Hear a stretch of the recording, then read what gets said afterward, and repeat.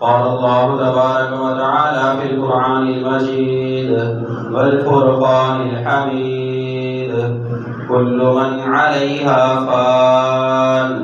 ويبقى وجه ربك ذو الجلال والإكرام۔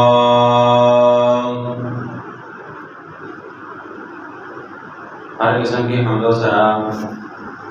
اللہ رب العالمین کے لیے کہ جس اللہ رب العالمین نے ہمیں تمام مخلوقات سے اشرف مخلوق انسان پیدا کیا اور پھر ہماری تخلیق امت محمدیہ میں کی۔ ان گنت درود و سلام آخری نبی محمد صلی اللہ علیہ وسلم پر کہ جن کے نقش قدم پر چل کر ہم اپنی دنیاوی اور اخروی زندگی کو بہتر بنا سکتے ہیں۔ محترم سامعین اور سامعات، سابقہ جمعہ کے اندر موت ہر کسی کو آنی ہے، موت کا ذائقہ ہر کسی نے چکھنا ہے، اور اس اخروی زندگی سے موت سے غافل کر دینے والی چیزیں انسان کا مال اور اولاد ہیں۔ اس پر دلائل سے بات ہوئی تھی، اور پھر انسان کو اپنے حسن خاتمہ کا یقین رکھنا چاہیے، اللہ سے اچھی امید رکھنی چاہیے، اس پر بات ہوئی تھی۔ اور اللہ کے نبی محمد صلی اللہ علیہ وسلم نے فرمایا ترمذی کی حدیث نمبر 2307 اکثر ذکر حاصل اللذات یعنی الموت، لذتوں کو ختم کر دینے والی چیز یعنی موت کو کثرت سے یاد کیا کرو۔ جب موت کو انسان کثرت سے یاد کرتا ہے تو پھر وہ چیزیں جو موت سے، اللہ کی ملاقات سے انسان کو غافل کر دینے والی ہیں، انسان ان سے غافل نہیں ہوتا۔ فرمایا قبرستان کا کبھی چکر بھی لگایا کرو، کیوں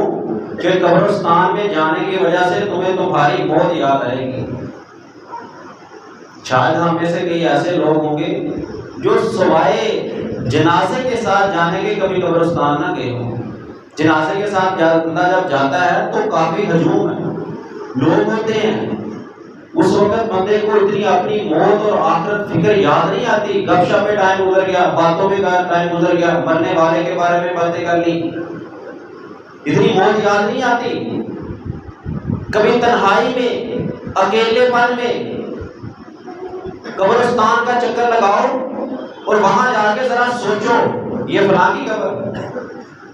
یہ میرا فلاں رشتہ دار اس کی قبر، یہ فلاں دوست و احباب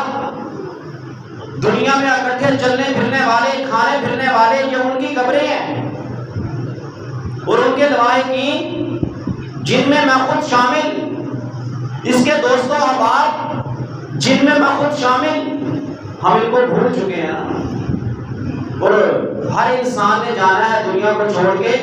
ایک دن میں بھی اسی قبرستان یا کسی قبرستان، کسی زمین کے ٹکڑے میں دفنا دیا جاؤں گا،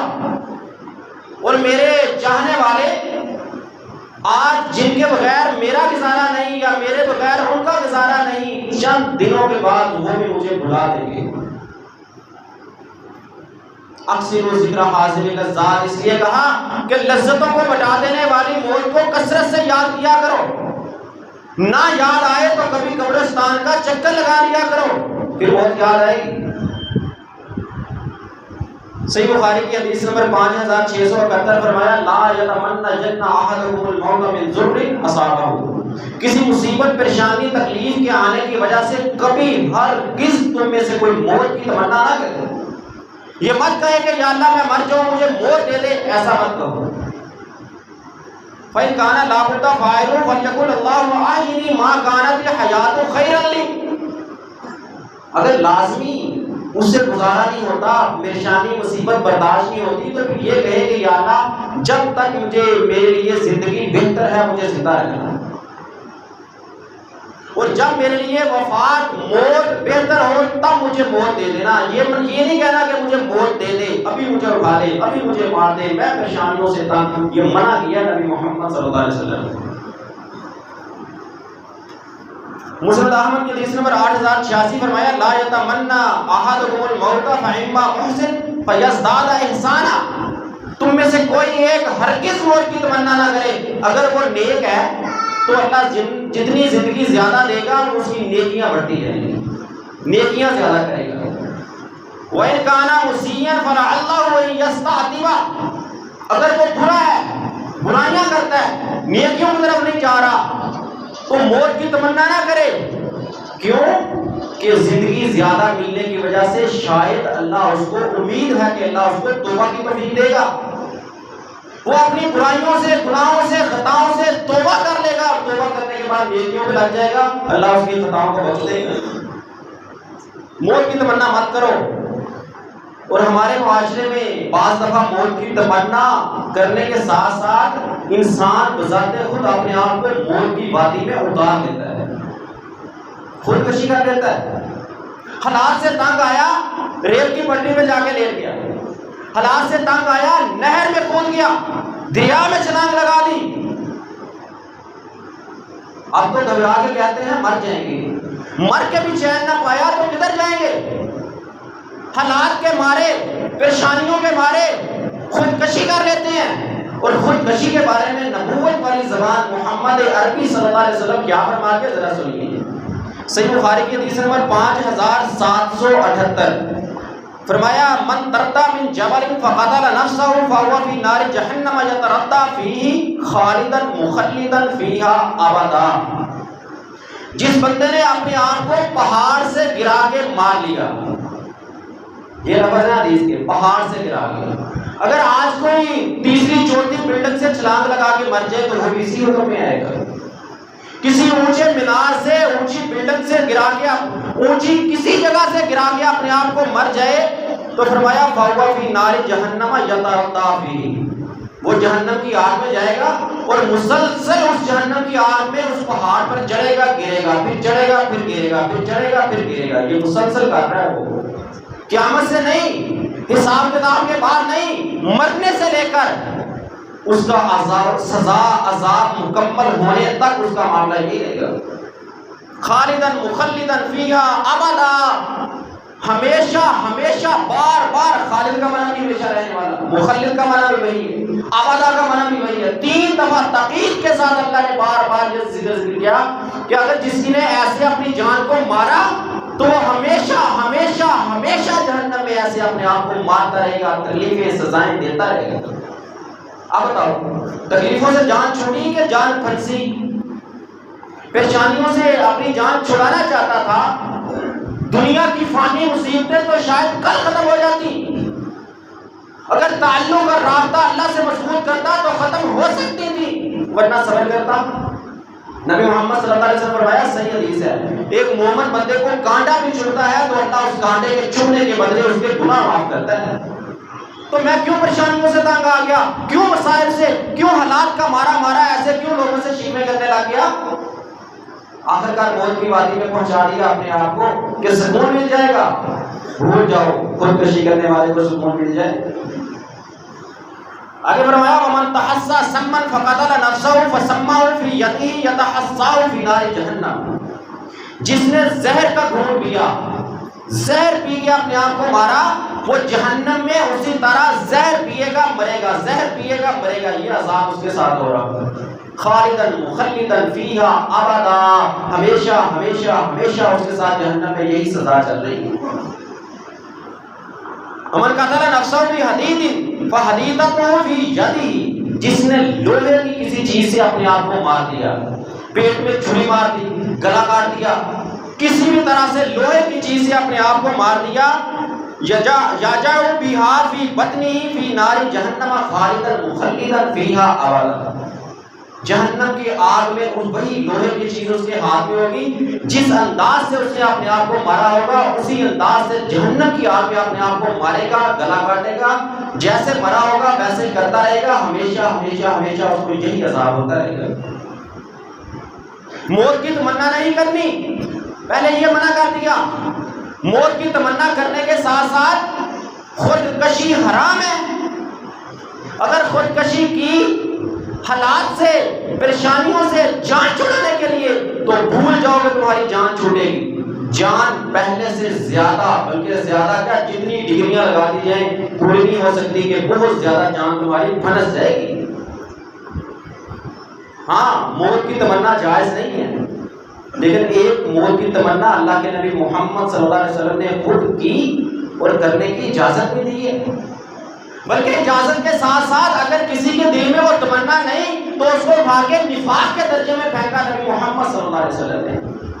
کون سی ہے وہ موت؟ صحیح مسلم 1909 ان النبی صلی اللہ علیہ وسلم کہا من سأل اللہ شہادت للصدق، جس نے اللہ تعالیٰ سے سچے دل سے شہادت کی تمنا کی کہ یا اللہ مجھے شہادت کی قبولیت والی موت دے، سچے دل سے اللہ کے شہادت مانگی، بلغہ اللہ منازل الشہداء وان مات علی فراشہ، اللہ اس کو شہداء کے درجات پر پہنچا دے گا اگرچہ وہ اپنے بستر پر فوت ہو جائے. مانگنی ہے تو یہ موت مانگو. جب بندے کی صلاحیت ہے، بندے کی توجہ، بندے کی تقوی و فکر جہاد فی سبیل اللہ کے لیے، اللہ کے نبی کے دین کو غلبے کے لیے ہوگی تو پھر آٹومیٹکلی دنیا کی پریشانیاں نہیں، انسان اللہ سے شہادت مانگے گا. وہ جب شہادت مانگے اور شہادت کے لیے توجہ بھی کرے، اللہ کے راستے میں نکلنے کے لیے تیاری بھی کرے، نہ جا سکے، راستہ نہ مل سکے، وسائل نہ پیدا ہو سکے، کسی مجبوریوں کی بنا سے نہ جا سکے، تو فرمایا اگر وہ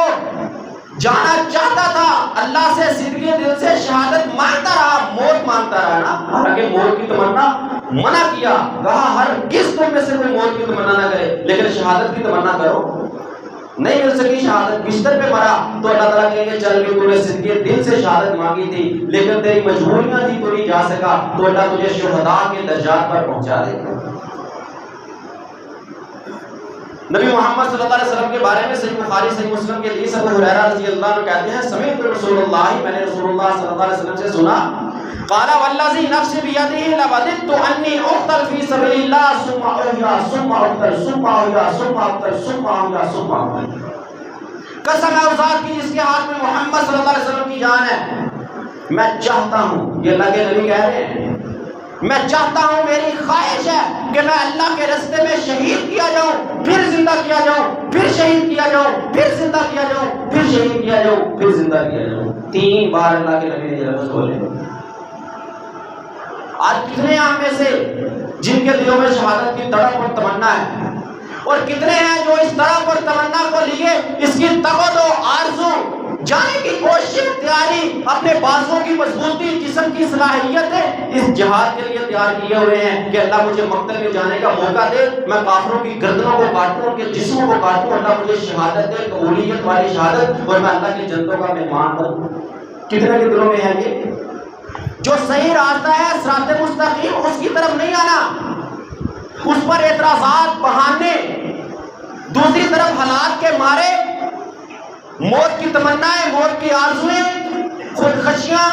جہالت پر مبنی حالات. جب صراط مستقیم کو ٹھکراؤ گے تو پھر حالات ایسے ہی ہوں گے. فرمایا صحیح مسلم کی حدیث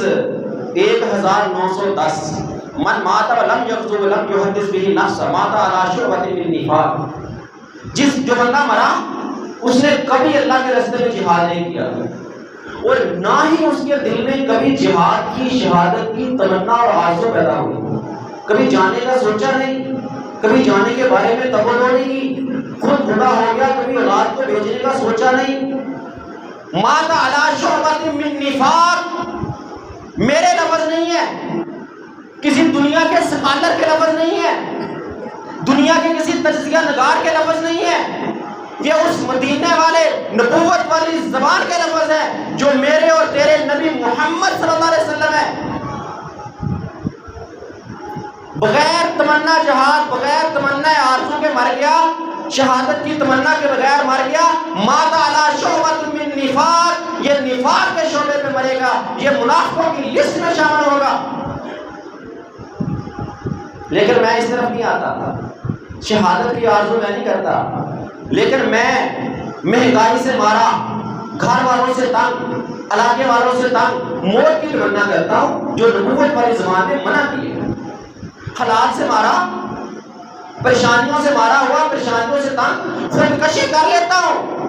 جہاد پہ نہیں آنا کیونکہ جان چلی جاتی ہے،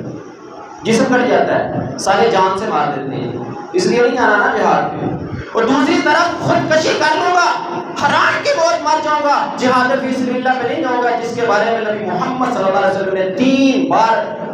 دعا کی، خواہش ظاہر کی کہ میں چاہتا ہوں کہ میں شہید کیا جاؤں، پھر زندہ کیا جاؤں، پھر شہید کیا جاؤں، پھر زندہ کیا جاؤں۔ یہ طرف نہیں آنا، تمنا کرنی ہے تو شہادت کی کرو، موت کی تمنا مت کرو، خودکشی مت کرو، ورنہ دنیا کی مشکلات سے جان چھڑاتے چھڑاتے آخرت کی مشکلات میں پھنس جاؤ گے، ہمیشہ کے لیے پھنس جاؤ گے جب تک سزا پوری نہیں ہوگی۔ اس کے بعد محترم بھائیوں، مرنے والے کے لیے موت کی تمنا نہیں کرنی ہے تو شہادت کی کرو۔ اگلی جو ذمہ داری آتی ہے مرنے والے کے لیے وہ ہے حقوق کی ادائیگی۔ مرنے سے پہلے اپنے حق ادا کر دو، ورنہ تمہارے مرنے کے بعد تمہارے پچھلے اللہ ماشاءاللہ کو تمہارے حق ادا کر دے، ورنہ ہر کوئی تمہاری جداد وراثت کو کھینچنے میں لگ جائے گا۔ فرمایا صحیح بخاری کی حدیث نمبر 2449، من کانت لہ مسلمۃ لاخیہ من عزہ و او مالہ فلیؤدیھا الیہ قبل ان یأتی یوم القیامہ۔ جس بندے کے لیے اس کے کسی آدمی کی عزت یا مال میں سے کوئی حق ہو وہ اس کو ادا کر دے، ضرور بے ضرور اس کو ادا کرے، اس سے پہلے کہ قیامت کا دن آ جائے۔ کون سا دن؟ لا یقبل فیہ دینار ولا درہم، جس دن نہ تو کوئی دینار لیا جائے گا، نہ کوئی درہم لیا جائے گا، نہ روپیہ پیسہ لیا جائے گا، نہ مال و دولت لیا جائے گا۔ اس دن کے آنے سے پہلے 2 چیزیں ذکر کی اللہ کے نبی صلی اللہ علیہ وسلم نے، من کانت لہ مسلمہ لاخیہ من عزہ او مالہ، عزت اور مال ان دونوں چیزوں میں سے اگر کسی نے کسی کا ہڑپ کیا ہے تو وہ ادا کرے۔ اگر کسی کی بے عزتی کی تھی، کسی کی غیبت کی تھی، کسی کی چغلی کی تھی تو وہ بھی ادا کرے، اس سے معافی طلب کرے۔ اگر وہ بدلہ لینا چاہتا ہے تو اس کو بدلہ دے مرنے سے پہلے۔ اکثر یوں ہوتا ہے نا، جب بندہ بیمار ہوتا ہے، زیادہ بیمار ہو گیا، ڈاکٹروں نے جواب دے دیا تو گھر پہ آ گیا، تو رشتہ دار آتے ہیں ملنے کے لیے، اس کی تیمارداری کے لیے، دوست و احباب آتے ہیں، تو یہ موقع ہے ان سے معذرت کرنے کا، یہ موقع ہے ان سے اپنے حقوق ادا کرنے کا۔ لیکن ہم نہ کٹ جاتی ہے، لوگ کیا کہیں گے، یوں کیا کیا، اس طرح کر کیا۔ اب یہ دنیا کی باتوں کو سننے کی خاطر، دنیا کی باتوں سے جان چھڑانے کی خاطر ہم نہیں کرتے معذرت، بس میں نے یوں کیا تھا تو میں سچا تھا نا، میں نے ایسے کیا تھا، میں نے فلاں کے ساتھ یوں کیا تو میں سچا تھا، وہ جھوٹا تھا نا۔ سانسیں نکل جاتی ہیں، دنیا سے رابطہ کٹ جاتا ہے، لیکن ہم اپنے کیے ہوئے کرتوت، لوگوں کے مارے ہوئے حق، ان کی اچھالی ہوئی عزتوں سے معذرت نہیں کرتے، معافی نہیں مانگتے۔ اگر نہیں مانگیں گے تو کل قیامت کے دن اس کا حساب چکانا پڑے گا، اس کا بدلہ چکانا پڑے گا۔ او مالہ، یا اس کے کسی کے مال میں سے اس نے کھایا تھا، ظلم کیا تھا، زیادتی کی تھی، چوری کی، ڈاکہ ڈالا، کسی کے مال میں قبضہ کر لیا، یا کسی بھی طریقے سے کسی کا ناحق مال کھایا تھا، تو نبی محمد صلی اللہ علیہ وسلم کہتے ہیں کہ قیامت کا دن آنے سے پہلے یہ معاملہ کلیئر کر لو، اس کا کھایا ہوا مال اس کو واپس دو، اس کا معاوضہ دو، یا اس کی معافی کروا لو، معاف کروا لو، سانسیں نکلنے سے پہلے۔ اگر یہ نہ کروا سکے تو کل قیامت کے دن کوئی درہم و دینار نہیں ہوگا۔ تم چاہو گے کہ میں بلکہ اٹھا کے پھرو گے، وہ لوٹا ہوا مال، چوری کیا ہوا مال، وہ قبضہ کیا ہوا جدادیں، زمینیں، روپیہ پیسہ، وہ سب کندھوں پہ اٹھا کے پھرو گے، لے لو مجھ سے لینے والے۔ اس دن کہیں گے نہیں بھائی آج ہم مال نہیں لیں گے۔ آج مانگتے دنیا سے لوگ چلے جاتے ہیں، فلاں نے میرا مال ہڑپ کر لیا، فلاں نے قبضہ کر لیا، فلاں لوٹ کے لے گیا، دے دے میرا واپس۔ عدالتوں میں کیس چل جاتے ہیں، جانیں چلی جاتی ہیں، لیکن دینے والا دیتا نہیں ہے۔ اور قیامت کے دن دینے والا اٹھا کے ملے گا، لے لو، لیکن لینے والا کہے گا نہیں اب مجھے مال نہیں چاہیے، دنیا میں تیری منتیں کی تھی، عدالتوں میں کیس چلے تھے، تو جھوٹے وکیل اور گواہ لے کے آ گیا تھا، تو نے کہا تھا نہیں دینا، میں نے کہا تھا دے، آج تو کہہ رہا لے لے، آج میں نہیں لوں گا، آج مجھے اس مال کی ضرورت نہیں ہے۔ کیا لوں گا؟ فرمایا نبی محمد صلی اللہ علیہ وسلم نے، ان کان لہ عمل صالح اخذ منہ، اگر اس مال لوٹنے والے کے کوئی نیک اعمال ہوں گے، نمازیں، روزے، اگر کوئی اس کے نیک اعمال، اللہ کے ذکر و اذکار ہوں گے، تو وہ نیک اعمال اٹھا کے اس مظلوم پہ ڈال دیا جائے گا۔ وَأُعْطِيَ صَاحِبَهُ نے اس مظلوم کے دے دیا وَإِن لَّمْ يَكُن لَّهُ عَمَلٌ صَالِحٌ أُخِذَ مِن سَيِّئَاتِ صَاحِبِهِ فَحُمِلَتْ عَلَيْهِ، اگر نیک اعمال اس کے ہوئے ہی نہ، اٹھائے برا، تو اس مظلوم کے گناہ اٹھا کے اس ظالم پر ڈال دیے جائیں گے۔ کیا فائدہ ہوگا اس نے لوٹے ہوئے مال کا؟ تو موت کے آنے سے پہلے پہلے اپنی زندگی کے اندر، موت کے پیغام سے پہلے پہلے اپنی زندگی میں لوگوں کے عزتیں غیبتیں جن کی تھی، چغلیاں کی تھی، لڑائی اور جھگڑے گالی گلوچ جن سے ہوا تھا، ان سے بھی معافی کروانی لازمی ہے، اور جن کے مال کھائے تھے حقوق ادا کرنے ان کے بھی لازمی ہیں، ان کے مال واپس کرو یا ان کا معاوضہ دو، اگر کچھ نہیں کر سکتے تو ان کو راضی کر لو، وہ کہہ دیں کہ بھائی جو معاملہ ہوا ہم نے تمہیں معاف کیا، معاف کر دیا، دنیا میں تو معاملہ بری ہوگا ورنہ آخرت میں تمہیں ادا کرنا پڑے گا۔ صحیح مسلم کی حدیث سے نبی محمد صلی اللہ علیہ وسلم نے پوچھا صحابہ سے اتدرون ما المفلس، جانتے ہو مفلس کون ہے؟ صحابہ نے کہا ہاں مفلس وہ ہوتا ہے، مفلس مطلب فقیر غریب، کہا ہاں مفلس وہ ہوتا ہے جس کے پاس روپیہ پیسہ نہ ہو، کہا نہیں میری امت کا مفلس وہ ہوگا جو قیامت کے دن آئے گا نماز لے کے، روزہ لے کے، حج زکات صدقات سب کچھ لے کے آئے گا، اس کے نامہ مال بڑے پہاڑوں کے پہاڑ ڈھیر لگے ہوں گے، لیکن ادھر سے بندہ آ جائے گا قد شادہ محاذہ، یا اللہ اس نے مجھے گالی دی تھی، اس کے نیکیاں اٹھا کے اس بندے کو ڈال دی جائیں گے۔ ایک اور آ جائے گا یا اللہ اس نے میرا مال لوٹا تھا، اس کی نیکیاں اٹھا کے اس کو دے دی جائیں گے۔ ایک اور آ جائے گا یا اللہ اس نے مجھ سے جھگڑا کیا تھا، اس کا میرے اوپر ظلم کیا تھا، اس کا مال اٹھا اس کی نیکیاں اٹھا کے اس کو دے دی جائیں گے، حتیٰ کہ جتنے لوگ اس پر جتنے لوگوں پر اس نے ظلم زیادتیاں کی ہوگی سب اٹھا کے دیے جائیں گے۔ کوئی آئے گا یا اللہ اس نے میری غیبتیں کی تھی، اس نے میری چغلیاں کی تھی، اس نے فلاں کے ساتھ میری جھوٹی باتیں کر کے مجھے لڑوا دیا تھا، اس کے نیکیاں اٹھا کے اس کو دے دی جائیں گی، اگر نیکیاں نہ ہوں گی تو اس کے گناہ اٹھا کے، حتیٰ کہ اس نیکیوں کے پہاڑ لے کر آنے والے بندے کو اٹھا کے جہنم میں پھینک دیا جائے گا۔ فرمایا یہ ہے میری امت کا فقیر غریب بندہ، مفلس بندہ، بڑی نیکیوں کے پہاڑ لے کے آیا تھا۔ اچھا بعض لوگ نا غیبت کو سمجھتے ہیں کہ غیبت بدل کیا، غیبت کو سمجھتے نہیں، غیبت کیا تھے کسے؟ صحیح مسلم کی حدیث نبی محمد صلی اللہ علیہ وسلم نے صحابہ سے پوچھا اتدرون ما الغیبہ، تمہیں پتا غیبت کیا ہوتی ہے؟ صحابہ نے کہا اللہ و رسول عالم، اللہ اور اس کے رسول بہتر جانتے ہیں۔ فرمایا ذکر کا خاکہ بما یکرہ، تیرا اپنے بھائی کے بارے میں وہ بات ذکر کرنا جس کو وہ ناپسند کرتا ہے۔ مختصر تعریف ہے، بڑی سمجھنے کی ضرورت ہے۔ تیرا اپنے بھائی کے بارے میں وہ بات کرنا جس کو وہ ناپسند سمجھتا ہے۔ دیکھ بات کہتا ہے دیکھ تیرا چہرہ کیسا ہے، دیکھ تیری ناک ٹیڑھی ہے، تیرا سر دیکھ جیسے گنگرو ہوتا ہے۔ اس طرح کی باتیں محترم بھائیوں یہ غیبت میں آتی ہیں۔ اگر تمہیں وہ غیبت جس کی تم نے کی ہے اس نے تمہیں معاف نہ کیا تو قیامت کے دن اس کا معاوضہ دینا پڑے گا۔ صحابہ نے پوچھا اللہ کے نبی ان کانا فی، جو بات میں اس کے بارے میں کہہ رہا ہوں اگر وہ اس میں موجود ہے پائی جاتی ہے تو پھر آپ نے فرمایا ان کانا فی فقط غضبتہ، اگر وہ بات اس میں ہے لیکن وہ اس کو ناپسند کرتا ہے تو انہوں نے اس کی غیبت کی ہے۔ وَإِن لَمْ يَكُنْ فِيهِ فَقَدْ بَهَتَّهُ، اگر تو ایسی بات آپ نے کسی مسلمان بھائی کے لیے کرے جو اس میں ہے نہیں، الزام لگائے تو انہوں نے اس پر بہتان لگایا ہے، الزام لگایا۔ ہم کہتے ہیں ہاں میں اگر کہہ رہا ہوں تو اس میں ہے نا، میں کون سا غلط کہہ رہا ہوں، وہ ایسے ہی تو ہے،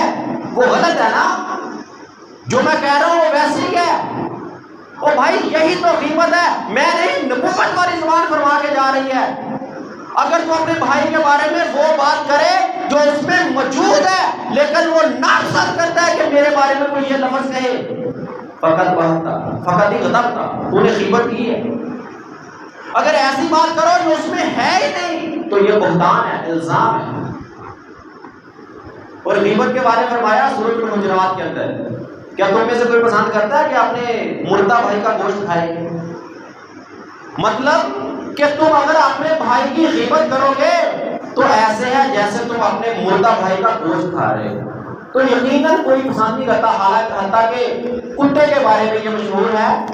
گوشت خور جانور ہے نا، گوشت کھاتا ہے، لیکن کہتے ہیں کہ کتا کتے کا گوشت نہیں کھاتا، کتا مرے ہوئے کتے کا گوشت نہیں کھاتا۔ کیوں؟ جنس ایک ہے، برادری ایک ہے، کتا کتے کا گوشت نہیں کھاتا، لیکن غیبتیں کرنے والا، چغلیاں کرنے والا، غیبت کے بارے میں فرمایا کہ جو بندہ غیبت کرتا ہے، قرآن نے کہا، میں نے کہہ رہا، اللہ تعالیٰ کہہ رہے ہیں، جو غیبت کرتا ہے وہ ایسے ہے جیسے اپنے مردہ بھائی کا گوشت کھا رہا ہے۔ تو اگر یہ کہہ دوں تو شاید غلط نہیں ہوگا کہ غیبت کرنے والا اس جانور سے بھی اس کا درجہ کم ہو جاتا ہے جو اپنے مرے ہوئے ساتھی کا گوشت نہیں کھاتا، اور میں اپنے مردہ بھائی کا گوشت کھا رہا ہوں غیبتیں کر کے، اور اسی حالت میں سانسیں نکل جاتی ہیں، جان چلی جاتی ہے، لیکن میری ناک کرتی ہے کہ میں اسے جا کے معذرت کر لوں، غیبتیں معاف کروا لوں کہ بھائی مجھ سے غلطی ہوئی، میں نے تیرے بارے بڑے لفظ بولے، یوں کہا تھا، مجھے معاف کر دے۔ اتنی بات کہنے میں مجھے شرم آتی ہے، نہیں کہتا، چلا جاتا ہوں دنیا سے، تو قیامت کے دن پھر اللہ کی عدالت میں جان نہیں چھوٹے گی۔ پوچھا جائے گا، ہمیں بندہ آئے گا، بڑے اعمال لے کے جاؤں گا نا، میں نیک ہوں گا، وہ آئے گا، یا اللہ اس نے غیبتیں کی تھی میری، اللہ کہے گا اچھا غیبتیں کی تھی، تیری نیکی اٹھا کے اس کو دے، نیکیاں نہیں ہیں تو اس کے گناہ اٹھا کے تیرے اوپر پھینک دیا جائے۔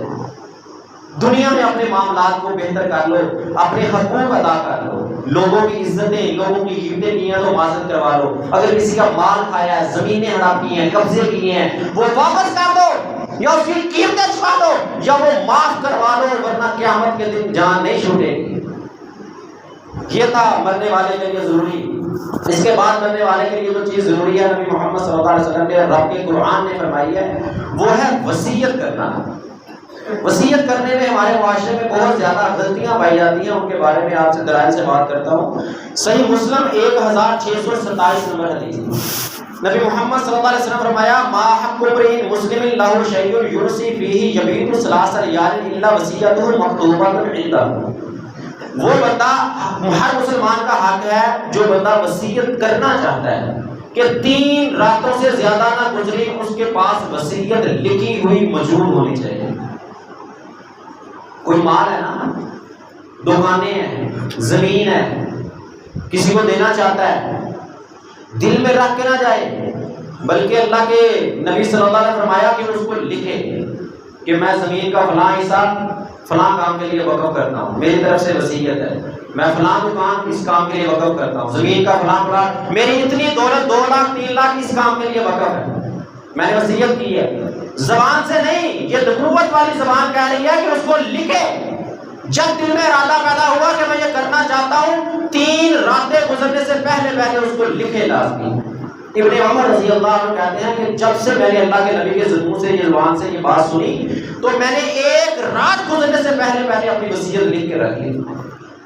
یہ تھا صحابہ کا کردار۔ بلکہ صحیح بخاری کی یہ حدیث 2738 فرمایا، یبیت اللیلتین الا وصیتہ مکتوبۃ عندہ۔ 2 راتیں گزرنے سے پہلے پہلے اس بندے کے بعد اس کی وصیت لکھی ہوئی موجود ہونی چاہیے، تاکہ مرنے والے بعد میں اس کے جب دیکھیں، اس کی فائل دیکھیں، اس کے کاغذات دیکھیں، اس کے کمرے کو دیکھیں، تو اس کو وصیت ملے، اس کی ڈائری میں لکھا ہوا ہو۔ نہ بھی کسی کو اکثر دل میں ہوتا ہے کہ چلو میں مرنے سے پہلے بتا جاؤں گا، لیکن اچانک ہارٹ اٹیک ہوا چلا گیا، اچانک حادثہ ہوا، ایکسیڈنٹ ہوا چلا گیا، وصیت نہیں بتا سکتا کسی کو۔ اس لیے کہا کہ وصیت لکھ کے رکھو۔ 2 راتیں یا 3 راتیں گزرنے سے پہلے، جب سے تمہارا دل کیا کہ میں وصیت کرنا چاہتا ہوں، تو 2 یا 3 راتیں گزرنے سے پہلے پہلے اپنی وصیت لکھ کے ضرور رکھے۔ سورۃ البقرہ آیت نمبر 180 فرمایا، کتب علیکم اذا حضر احدکم الموت۔ فرض کر دیا اللہ نے تم پر جب تم میں سے کسی ایک کو موت آئے، ان ترک خیرا الوصیہ، اگر وہ مال چھوڑے، مال و دولت والا ہے، اس کے پاس اچھا خاصا اللہ نے اس کو مال دیا ہوا ہے، اور وہ اپنے مال میں وصیت کرنا چاہتا ہے، اس کے اوپر فرض ہے کہ وہ وصیت کرے للوالدین، والدین کے لیے، والاقربین بالمعروف حقا علی المتقین، رشتہ داروں کے لیے، والدین کے لیے وصیت کرے، یہ حق ہے متقی لوگوں۔ اب یہاں پر ایک بات سمجھ لیں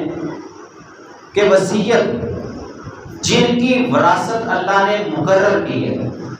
جن کا حصہ قرآن میں، احادیث میں مرنے والے کے لیے مقرر کر دیا، ان کے لیے وصیت کرنا جائز نہیں ہے۔ دلیل اس کی ابو داؤد کی حدیث نمبر 3565 نمبر حدیث ہے، فرمایا ان اللہ قد آتا کل ذی حق حقہ، اللہ نے ہر حق والے کو اس کا حق دے دیا۔ فلا وصیۃ لوارث، کسی وارث کے لیے کوئی وصیت نہیں ہے۔ بیٹے کی وراثت ہے، باپ بیٹے کے لیے وصیت نہیں کر سکتا، بیٹا باپ کے لیے نہیں کر سکتا، بیٹا ماں کے لیے نہیں کر سکتا، ماں بیٹے کے لیے نہیں کر سکتی، بیٹی کے لیے وصیت نہیں کر سکتی۔ یہ آگے جا کے انشاءاللہ جب موقع آئے گا انہی جمعات کے اندر تفصیل سے بتاؤں گا کہ کس وراثت کا کتنا حصہ ہے اور کن کی وراثت کو کن کی صورتوں میں کیسے۔ ہمارے معاشرے میں اکثر وراثت سے لوگ لائے جاتے ہیں، وہ شارٹ کٹ انداز میں بتاؤں گا انشاءاللہ، امید ہے ہر بھائی سمجھ لے گا، بتاؤں گا انشاءاللہ وراثت کے بارے میں۔ لیکن یہ سمجھ لیں کہ جن کا حصہ قرآن اور احادیث میں مقرر ہے، مرنے والا اس کے لیے وصیت نہیں کر سکتا۔ وصیت کس لیے کر سکتا ہے؟ جس کا حصہ وراثت میں مقرر نہیں ہے۔ اچھا، پھر بات یہ آتی ہے کہ سورۃ البقرہ کی آیت جو میں نے ابھی آپ کے سامنے پڑھی ہے، آیت نمبر 180، اس میں اللہ نے کہا کہ جب تم میں سے کسی ایک کو موت آئے تو اگر وہ مال چھوڑے تو ضرور وصیت کرے والدین کے لیے، والاقربین اور قریبی رشتہ داروں کے لیے۔ اب یہاں بعض مفسرین نے یہ لکھا ہے کہ یہ والی آیت یوصیکم اللہ فی اولادکم، سورۃ النساء کی آیت ہے، اس آیت کے ساتھ یہ آیت منسوخ ہو گئی ہے کہ وصیت وارثوں کے لیے نہیں ہے، غیر وارثوں کے لیے ہے، لہذا والدین کے لیے اور رشتہ دار وہ جن کا حصہ مقرر ہے ان کے لیے وصیت نہیں ہو سکتی۔ جیسے میں نے آپ سے حدیث پڑھی ابو داؤد کی حدیث نمبر 3565 کہ اللہ تعالیٰ نے ہر حق والے کو اس کا حق دے دیا، لا وصیت لوارث، وارث کے لیے کوئی وصیت نہیں ہے، مرنے والا وارث کے لیے وصیت نہیں کر سکتا۔ اور بعض مفسرین نے لکھا ہے کہ اگر اس کو منسوخ نہ بھی مانا جائے تو اس میں کوئی نفی نہیں ہے۔ کیسے؟ والدین کی بات ہے نا، تو والدین کا حصہ شریعت میں مقرر ہے، باپ کو سدس ملے گا، ماں کو سدس یا سدس دو مل سکتے ہیں، یا سدس یا سدس ملے گا، وہ کب ملیں گے وہ انشاءاللہ تفصیل بات۔ اب ان کا حصہ مقرر ہے تو پھر یہاں جو اللہ نے کہا کہ والدین کے لیے وصیت کرو، اس کا کیا مطلب ہے؟ سب سے پہلی بات آپ کو بتاؤں، صحیح بخاری کی حدیث نمبر 6764 فرمایا لا یارث المسلم الکافر والکافر المسلم، کوئی مسلمان کافر کا وارث نہیں بن سکتا اور کافر مسلمان کا وارث نہیں بن سکتا۔ اگر مرنے والا کافر تھا اور پیچھے مسلمان ہے تو اس کے وارث نہیں بن سکتے، اور اگر مرنے والا مسلمان تھا تو پیچھے والے کافر ہیں تو وہ آپس میں وراثت کے وارث نہیں بن سکتے۔ مرنے والا تھا مسلمان بیٹا، باپ کافر ہے، وراثت نہیں ملے گی۔ ہمارے یہاں تو اس کا شاید اندازہ نہیں ہے، اللہ کے نبی کے دور میں، صحابہ کے دور میں بے شمار مثالیں تھیں۔ صحابہ ایمان لے آئے، والدین ایمان نہیں لائے، صحابہ وفات پائی، اب اس ان کے والدین کو وراثت نہیں ملنی، کیوں؟ کافر ہے۔ لا یارث الکافر المسلم، کافر مسلمان کا وارث نہیں بن سکتا۔ اب مفسرین نے لکھا ہے کہ وراثت ایسے والدین کو جو کافر ہیں ان کو وراثت نہیں ملنی، لیکن وصیت کا اختیار ہے۔ مرنے والا اس کافر والدین کے لیے وصیت کر سکتا ہے کہ میرے والدین ہیں، بطور ہمدردی ان کے لیے کچھ دے سکتا ہے۔ یہ صورت ہے۔ دوسری صورت انہوں نے کہا ہے کہ یار منسوخ نہیں ہے، انہوں نے لکھا ہے کہ والدین موجود ہوں، دادا دادی کو نہیں ملتا، ماں موجود ہے تو نانی کو نہیں ملتا۔ اگر ماں باپ کو تو سدس مل جائے گا، دادا دادی کے لیے وہی والدین کہلاتے ہیں۔ جیسے ہمارے یہاں بھی چلنا ہے دادا ہوں، نانا ہوں، دادی اماں، وہ ماں باپ ہیں، ماں باپ کی درجے میں ہیں۔ اگر باپ نہیں ہے تو وراثت دادا کو ملتی ہے، ماں نہیں ہے تو نانی دادی کو ملتی ہے، ان کی وراثت آگے جاتی ہے جیسے وراثت جاتی ہے۔ اور اگر وہ موجود ہیں تو ان کو ملتا ہے، آگے نہیں ملتا تو آگے والوں کے لیے وصیت کی اجازت ہے۔ اس آیت میں وراثت لے گا باپ اور ماں، اور مرنے والا کہتا ہے ماں باپ کو جو مل جائے گا فرضی حصہ، تو میں اپنی دادی کے لیے، اپنے دادے کے لیے، نانی کے لیے، نانا کے لیے میں اتنی وصیت کرتا ہوں۔ تو اس آیت کا مطلب ہے والدین کے لیے وصیت، یہ مطلب ہے۔ اور قریبی رشتہ دار تو واضح ہے کہ ان کو ملے گا جن کا حصہ مقرر نہیں ہے، جن کا حصہ مقرر ہے مرنے والا ان کے لیے وصیت نہیں کرنے جا سکتا۔ اور سورۃ النساء نمبر 11 فرمایا یوصیکم اللہ فی اولادکم، دیکھو وصیت کرتا ہے اللہ تمہارے لیے اولاد میں۔ اوپر والی آیت میں لگا وصیت، تو وصیت غیر وارثوں کے لیے ہے، جو وارثوں کے لیے وصیت تھی وہ اللہ نے مقرر کر دی۔ اب اللہ کا مقرر کیا ہوا کوئی بدل نہیں سکتا۔ اور ابو داؤد کی حدیث واضح آ گئی لا وصیت لوارث، کسی وارث کے لیے کوئی وصیت نہیں ہے۔ وارث کے لیے جیسے بعض باپ مرنے لگا تو کیا گیا میرے اس بیٹے کو زیادہ دے دینا، اس کو 2 ایکڑ دے دینا، باقیوں کو 1 ایکڑ، یہ غلط ہے وصیت، ایسی وصیت قابل عمل نہیں ہوگی۔ اس کے بعد وصیت کتنی کی جا سکتی ہے؟ صحیح بخاری کے حدیث نمبر 3936 سعد رضی اللہ عنہ کہتے ہیں آدھا کے نبی و آمد الحجۃ الوداع، حجۃ الوداع کے سال اللہ کے نبی نے میری تیمارداری کی، میں بہت زیادہ بیمار ہو گیا تھا حتیٰ کہ میں نے موڑ پر جھانکا، مطلب مجھے یقین ہو گیا کہ اب زندگی واپس نہیں آئے گی، میں چلا جاؤں گا اللہ کے بعد۔ قلت یا رسول اللہ بلغنی من الوجع، مجھے وہ تکلیف پہنچی ہے مادرا جو میں دیکھ رہا ہوں، وہ انا ذو مال، میرے پاس مال بہت ہے، اللہ نے مجھے بڑا مال دیا ہے۔ سعد رضی اللہ کہتے ہیں ولا یارثنی الا ابنا، ایک بیٹی کے علاوہ میرا کوئی وارث نہیں ہے، تو کیا میں اپنے مال میں سے 2 کی وصیت کر جاؤں، مطلب 2/3 مال کے 3 حصے کر کے اس میں سے 2 حصے وصیت کر جاؤں؟ آپ نے کہا لا نہیں۔ کہا اچھا الشطر، آدھے مال کی وصیت کر جاؤں؟ کہا لا نہیں۔ کہا الثلث والثلث کثیر یا سعد 1 ثلث کی وصیت کر سکتا ہے اور ثلث بھی زیادہ ہے۔ 1 ثلث کتنا آتا ہے؟ کل مال کے 3 حصے اور 3 حصوں میں سے 1 حصہ وصیت کرنے کی اجازت اللہ کے نبی صلی اللہ علیہ وسلم دی ہے، اور اسی کے ساتھ فرمایا انک ان تذر ذریتہ اغنیاء خیر من ان تذرهم عالۃ یتکففون الناس، تو اپنے اہل و عیال کو، اپنی اولاد کو غنی چھوڑ کے جا، یہ بہتر ہے اس بات سے کہ تو اپنے اہل و عیال، اپنی اولاد کو فقیر چھوڑے اور وہ لوگوں کے سامنے ہاتھ پھیلاتے رہے۔ تو وصیت کی اجازت ہے کتنی؟ 1/3 کل مال کا صرف تیسرا حصہ وصیت، زیادہ سے زیادہ تیسرا حصہ وصیت کر سکتا ہے، اس سے کم کرے اس سے زیادہ وصیت کرنے کی اجازت اللہ کے نبی صلی اللہ علیہ وسلم نے نہیں دی۔ وصیت کے اندر کسی کے لیے جس کا حصہ مقرر نہیں ہے اس کے لیے بھی وصیت ہو سکتی ہے، مسجد بنوانے کے لیے وصیت، مدرسہ بنانے کے لیے وصیت، کوئی نیکی کا کوئی کام کرنے کے لیے میرے بننے کے بعد میری جائیداد میں سے تیسرا حصہ نکال کے اس کو اللہ کی راہ میں دے دینا، یہ ایسی وصیت ہے، یہ وصیتیں کرنے کی اجازت ہے لیکن برا ساتھ کے لیے نہیں۔ اور فرمایا کچھ لوگ ہیں جو وصیت کو بدل دیتے ہیں، مرنے والا تو وصیت کر گیا نا کہ میرے مرنے کے بعد یوں کر دینا، لیکن اس کے بعد اس وصیت کو بدل دیا جاتا ہے۔ فرمایا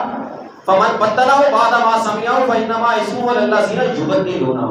جو وصیت کو بدل دیتے ہیں وصیت کو سننے کے بعد، اس بدلنے والے کا گناہ اس بدلنے والے والا ہے،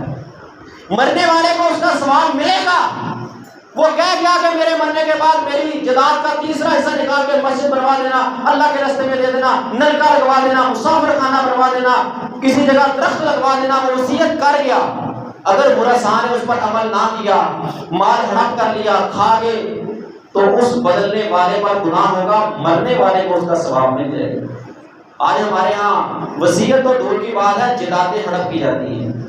باپ کہہ کے جاتا ہے بیٹا شریعت کے مطابق تقسیم کرنا، بہنوں کو بھی دینا، میری بیٹیوں کو بھی دینا، خود بھی لینا، ماں کا سب کا حصہ جتنا ان کو دینا، لیکن اس کو بدل دیا جاتا ہے، قبضہ کر لیا جاتا ہے، ہڑپ کر دیا جاتا ہے۔ سنو اس کے بارے میں کیا فرمایا، جہاں سورۃ النساء آیت نمبر 14 میں 12 13 14 میں اللہ نے وراثت کے مسائل ذکر کیے ہیں، فلاں کو اتنا ملے گا، فلاں کو اتنا ملے گا، فلاں کو اتنا ملے گا، اس کے آخر میں فرمایا وَمَن يَعْصِ اللَّهَ وَرَسُولَهُ وَيَتَعَدَّ حُدُودَهُ يُدْخِلْهُ نَارًا خَالِدًا فِيهَا وَلَهُ عَذَابٌ مُهِينٌ، جس نے اللہ اور اللہ کے رسول کی نافرمانی کی۔ اس سے پیچھے کیا بیان کیا تھا؟ وراثت کے مسائل، کہ فلاں کو اتنا، فلاں کو اتنا، فلاں کو اتنا، بیٹیوں کے مسائل، بیٹوں کے مسائل ذکر کیے، اور جس نے اللہ اور اللہ کے رسول کی نافرمانی کی، وراثت کے ان احکام پر عمل نہ کیا، وَيَتَعَدَّ حُدُودَهُ، اللہ کے ان حدود کو، احکام کو کراس کیا، تجاوز کیا، اپنی من مرضیاں کی ان پر عمل نہ کیا، يُدْخِلْهُ نَارًا خَالِدًا فِيهَا، اللہ اس کو جہنم کی آگ میں داخل کرے گا اور وہ ہمیشہ کے لیے اس آگ میں رہے گا۔ وَلَهُ عَذَابٌ مُهِينٌ، اس کے لیے رسوائی کا عذاب ہے، کس بندے کے لیے؟ جس نے وراثت شرعی طریقے کے مطابق تقسیم نہ کی، وراثت شرعی طریقے کے مطابق تقسیم نہ کی، اور اگر وصیت بدل دی تو پھر اس کا بھی گناہ ہوگا۔ لیکن کچھ وصیتیں ایسی ہیں جن میں مرنے والا نقصان کر جاتا ہے، غلط وصیت کر جاتا ہے، بعض وراثاء کو زیادہ دے جاتا ہے، حالانکہ وارث کے لیے تو وصیت ہے ہی نہیں نا، وہ تو وصیت ہی غلط ہے، بعض وراثاء کو زیادہ دے دیا، بعض وراثاء کو کم دے دیا، یا اپنے سارے مال کی وصیت کر دی۔ وصیت کتنے مال کی جائز ہے؟ تیسرا حصہ صرف، کل مال کے 3 حصے، اس میں سے 1 حصہ وصیت کرنے کی اجازت ہے۔ وہ کہتا ہے آدھا مال اللہ کی راہ میں دے دو، میرا سارا مال اللہ کی راہ میں کوئی کسی کو نہیں ملے گا، یہ غلط وصیت ہے، ایسی وصیت پر عمل نہیں کیا جائے گا۔ فرمایا للرجال نصیب مما ترک الوالدان والاقربون وللنساء نصیب مما ترک الوالدان والاقربون مما قل منه او كثر نصیبا مفروضا، مردوں کے لیے مقرر حصہ ہے اس کے والدین اور رشتہ داروں کی جداد میں سے، عورتوں کے لیے بھی مقرر حصہ ہے اس کے والدین اور رشتہ داروں کی جداد میں سے، کم ہو یا زیادہ، جداد 100 50 1000 لاکھ 5000 تھوڑی چھوڑی ہے یا لاکھوں کروڑوں میں چھوڑی ہے، جتنی چھوڑی ہے اس میں سے مردوں عورتوں سب کا حصہ مقرر ہے۔ اور فرمایا نصیبا مفروضا، یہ اللہ کی طرف سے فرض ہے، اس کو بدلا نہیں جا سکتا، اگر کوئی بدل کے جائے گا تو اس پر عمل نہیں ہوگا۔ فرمایا سورۃ النساء نمبر 12 من بعد وصیت یوصی بها او دین غیر مضار وصیۃ من اللہ، وراثت کے احکام ذکر کیے، کہا یہ سارے وراثت کے احکام اسی طرح تقسیم ہوں گے، لیکن کب؟ سب سے پہلے مرنے والے کی وصیت پہ عمل ہوگا، اس کا قرض اتارا جائے گا، اس کے بعد وراثت تقسیم ہوگی، سب سے پہلے اس کی وصیت، اس کا قرض اتارا جائے گا، لیکن وصیت کون سی؟ اسی آیت میں سورۃ النساء آیت نمبر 12 میں فرمایا غیر مضار، جس وصیت میں نقصان نہ ہو، جس وصیت میں کسی کا حق نہ مارا جا رہا ہو، شریعت کے مطابق ہونی چاہیے، اگر غلط ہے تو اس پر عمل نہیں ہوگا، ثلث سے زیادہ ہے، 1/3 سے زیادہ ہے تو عمل نہیں ہوگا، کسی مقرر شدہ وراثت والے کے لیے وصیت کی ہے تو اس پر عمل نہیں ہوگا، اگر کسی غلط کام کی وصیت کر کے سہما گھر بنوا دینا یا کوئی غلط کام جو شریعت میں جائز نہیں ہے ایسے کام کی وصیت کر گیا تو اس پر بھی عمل نہیں ہوگا۔ فرمایا لا ضرر ولا ضرار، نہ نقصان پہنچانا ہے اور نہ ہی نقصان اٹھانا ہے، خود بھی کسی کو نقصان نہ پہنچاؤ، اگر وہ تمہیں پہنچا رہا ہے تو نقصان اٹھاؤ مت، اس کی اس نقصان زدہ وصیت پر عمل مت کرو۔ سورۃ البقرہ آیت نمبر 182 فرمایا فمن خاف من موص، جو بندہ ڈرے وصیت کرنے والے سے جانا فن طرفداری سے، اس نے کسی کی سائے دی ہے، کسی کو زیادہ دے دیا، کسی کو محروم کر دیا، اگر ایسی صورت ہے، اور اسمن یا کسی گناہ سے ڈر رہا ہے، 1/3 سے زیادہ وصیت کی ہے یا کسی غلط کام کی وصیت کی ہے، فاصلح بینہم، تو اس نے درست بھی کر دی، بتا دیا کہ بھائیو قرآن نے شریعت نے وصیت کے بارے میں یہ احکام دیے ہیں اور مرنے والے نے غلط وصیت کیا، لہٰذا ہم اس پر عمل نہیں کریں گے، جتنی اسلام میں اجازت ہے ہم اتنا عمل کریں گے، باقی نہیں کریں گے۔ فاصلح بینہم، اگر اس نے ایسا کر دیا فلا اسم علیہ، اس بدلنے والے پر کوئی گناہ نہیں ہے، کیوں؟ مرنے والے نے غلط وصیت کی تھی اور اس نے اس کی درستگی کی ہے، تو اس درستگی کی وجہ سے اس پر کوئی گناہ نہیں ہوگا۔ صحیح بخاری کے حدیث نمبر 7297 فرمایا لا طاعۃ فی معصیۃ انما طاعۃ فی المعروف، برائی کے کاموں میں اطاعت نہیں ہے، اطاعت نیکی کے کاموں میں ہے۔ لا طاعۃ المخلوق فی معصیۃ الخالق، دوسری حدیث میں فرمایا کہ مخلوق کی اطاعت جائز نہیں ہے جہاں خالق کی نافرمانی ہو رہی ہو۔ اللہ نے جو قوانین وراثت کے وصیت کے لاگو کیے ہیں ان کے مطابق وصیت کرو، ایک ثلث تک کر سکتے ہو، کسی فرضی وراثت والے کے لیے وصیت نہیں کر سکتے، کسی غلط کام کی وصیت نہیں کر سکتے، اس کے مطابق وصیت ہے تو اس پر عمل کیا جائے گا، نہیں ہے تو عمل نہیں کیا جائے گا، اور وصیت کرنی بھی چاہیے تاکہ سارا مال پورا صاف ہو جائے گا۔ شاید وہ آپ کے پیچھے آپ کے لیے صدقہ خیرات کریں یا نہ کریں وہ تو ان کی مرضی ہے نا، تم اپنی زندگی میں اللہ نے قرآن میں کہا تم پر فرض ہے تم پر، اگر اللہ نے تمہیں مال دیا ہوا ہے تو اللہ کی راہ میں وصیت کرو، تو وصیت کرنی چاہیے جن کو اللہ نے مال دیا، اور ایک ثلث تک 1/3 تک یا اس سے کم بھی کی جا سکتی ہے، ایسے زیادہ نہیں۔ اللہ تعالیٰ ہمیں ان مسائل کو سمجھ کے اپنی زندگی کے اندر موت کے آنے سے پہلے اس پر عمل کرنے کی توفیق عطا فرمائے۔ وما علیہ الا البلاغ۔